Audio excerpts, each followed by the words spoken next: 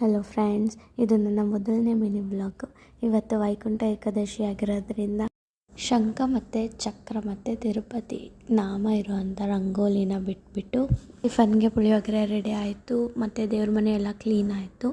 ನಾವು last week ಪಾಂಡಿಚೇರಿಗೆ ಹೋಗಿದ್ವಿ. ಆ ಬೀಚಲ್ಲಿ ಶೆಲ್ಸ್ ಎಲ್ಲ ತೊಗೊಬಂದಿದ್ವಿ. ಅದರಲ್ಲಿ ಶಂಖ ಮತ್ತು ಚಕ್ರ ಇತ್ತು. ಇವತ್ತು ವೈಕುಂಠ ಏಕಾದಶಿಗೆ ಅದನ್ನು ವಾಶ್ ಮಾಡಿ ನೈವೇದ್ಯಕ್ಕೆ ಪಾಯಸ ಮಾಡಿದ್ವಿ. ಅದನ್ನು ಸಹ ಅದ್ರ ಜೊತೆಗೆ ಶಂಖ ಮತ್ತು ಚಕ್ರನೂ ವಾಶ್ ಮಾಡಿ ಪೂಜೆಗೆ ಇಟ್ಬಿಟ್ಟು ಪೂಜೆ ಮಾಡಿಬಿಟ್ಟು ದೇವಸ್ಥಾನಕ್ಕೆ ಮನೆ ಹತ್ರನೇ ಇರೋ ಟೆಂಪಲ್ಗೆ ಹೋಗಿದ್ವಿ. ಅಲ್ಲಿ ಒಂದು ಹುಡುಗಿ ತುಂಬ ಚೆನ್ನಾಗಿ ಭರತನಾಟ್ಯ ಡ್ಯಾನ್ಸ್ ಮಾಡ್ತಾಯಿತ್ತು.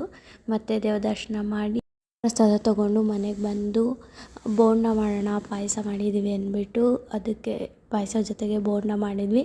ಅಷ್ಟರಲ್ಲಿ ನಮ್ಮ ಆಂಟಿ ಬರ್ಡೇ ಸೆಲೆಬ್ರೇಷನ್ಗೆಲ್ಲ ರೆಡಿ ಆಯಿತು. ಆಂಟಿ ಬರ್ಡೇ ಮಾಡಿ ಎಲ್ಲರೂ ಒಟ್ಟಿಗೆ ಊಟ ಮಾಡಿ ಡೇನ ಕಂಪ್ಲೀಟ್ ಮಾಡಿದ್ವಿ. Thank you.